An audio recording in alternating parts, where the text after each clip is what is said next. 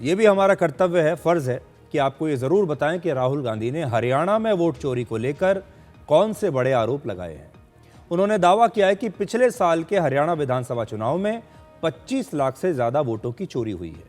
राहुल गांधी ने हरियाणा की एक वोटर लिस्ट दिखाई जिसमें 22 अलग अलग वोटर आईडी कार्ड्स पर ब्राज़ील की एक मॉडल की तस्वीर है और हर जगह उसका नाम अलग अलग लिखा हुआ है। और आप हैरान मत होइएगा कि सोशल मीडिया पर अगले 24 घंटे, 48 घंटे या अगले कुछ दिनों तक अगर इस लड़की की तस्वीर वायरल हो जाए या ये तस्वीर ट्रेंड होती रहे, क्योंकि एक पूरा की पूरा आईटी सेल अब आपको ये विश्वास दिलाने में अपनी पूरी ताकत लगा देगा कि देखिए भारत में क्या हो रहा है। इसके अलावा राहुल गांधी का दावा है कि एक ही महिला की तस्वीर 223 वोटर आईडी कार्ड्स पर है और ये वोटर आईडी कार्ड हरियाणा के 2 बूथों का है। आज की प्रेस कॉन्फ्रेंस में राहुल गांधी ने दावा किया कि बिहार में भी वोट चोरी हो सकती है जैसी हरियाणा में हुई।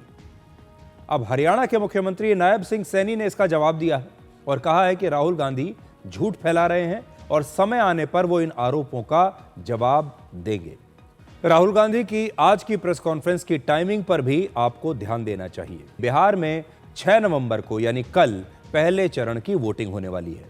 चुनाव प्रचार का समय खत्म होने के बाद ना तो मीडिया और ना ही राजनीतिक पार्टियां ऐसा कोई बयान दे सकती हैं या ऐसा कोई कंटेंट दिखा सकती हैं जिसका असर वोटिंग पर पड़े।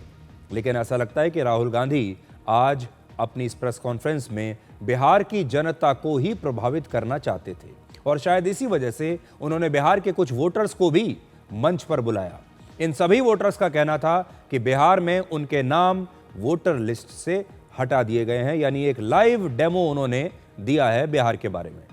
राहुल गांधी ने आज जो कुछ भी कहा अगर हम उसे सही भी मान लें, इसलिए पहला पॉइंट है टाइमिंग का, समझिए वो बिहार के चुनाव को प्रभावित करने की कोशिश कर रहे हैं। बिहार की जनता के मन में ये शक पैदा करने की कोशिश कर रहे हैं कि जो चुनाव हो रहे हैं उनमें धांधली हो रही है, वोटर लिस्ट जो है उसमें धांधली की जा रही है और ये जो चुनाव हैं ये निष्पक्ष नहीं है। बिहार की जनता के मन में वोटिंग से एक दिन पहले ही शक का ये बीज उन्होंने एक बार फिर से बोने की कोशिश की है और वो चाहते हैं कि पूरे देश में लोग चुनाव को शक की नजर से देखने लगे।